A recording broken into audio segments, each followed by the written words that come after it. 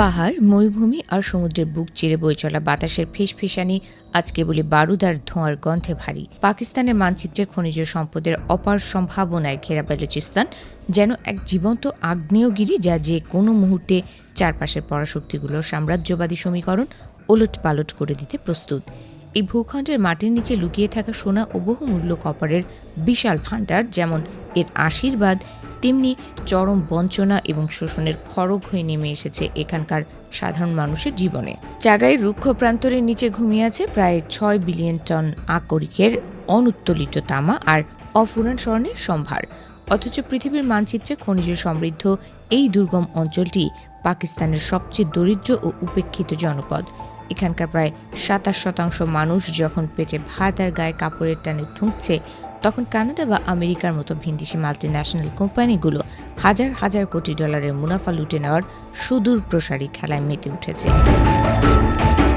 যুক্তরাষ্ট্র ও চীনের ভূ রাজনৈতিক দাবার বোর্ডে বেলুচিস্তান এখন এক মারাত্মক রণক্ষেত্র। একদিকে চীনের belt and road ইনিশিয়েটিভের crore crore ডলারের অর্থনৈতিক করিডর আর গদর বন্দরের দখল নিয়ে বেইজিংয়ের মরিয়া চেষ্টা, অন্যদিকে ট্রাম্প প্রশাসনের কৌশলগত খনিজ চুক্তির জাল।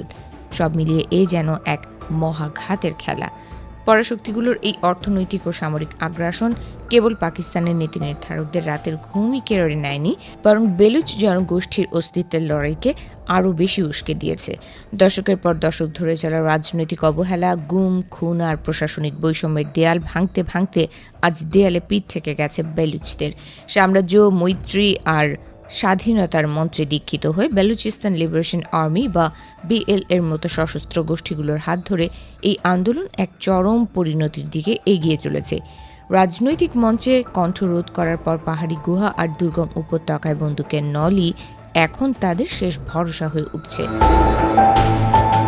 সীমান্তের ওপারে থাকা ইরান ও আফগানিস্তানের নিজস্ব সমীকরণও এই সংঘাতকে আরও জটিল করে তুলছে। সিস্তান বেলুচিস্তানের সঙ্গে সুন্নি বেলুচদের সঙ্গে তেহরানের ঐতিহাসিক বৈরিতা এবং আফগান তালেবানের সঙ্গে ইসলামাবাদের পাল্টাপাল্টি দোষারোপের রাজনীতি এই আগুনকে নিভতে দিচ্ছে না। কখনো জয়েশ আল আদেলের ওপর ইরানের ক্ষেপণাস্ত্র হামলা, আবার কখনো কুলভূষণ যাদবের মতো ঘটনা। সব মিলিয়ে এই সংকট কেবল পাকিস্তানের সীমানায় সীমাবদ্ধ নেই। ইসলামাবাদের ক্ষমতার অলিন্দে বেলুচিস্তানের জন্য বরাদ্দ রাখা ১৭টি আসন যেন পুরো জাতির ভাগ্যের এক নির্মম উপহাস। জাতীয় নীতি নির্ধারণে কোনো কার্যকর প্রভাব না থাকায় বেলুচ তরুণরা কোয়েটা ও চমন বা গদরের রাজপথ ছেড়ে বেছে নিয়েছে বন্দুকের ভাষা। চলতি বছরের প্রথম ত্রৈমাসিকে কয়েকশো মানুষের প্রাণহানি প্রমাণ করে যে এই রক্তক্ষয়ী সংঘাত এখন এমন এক বিন্দুতে পৌঁছেছে যেখান থেকে ফেরার আর কোনো উপায় নেই।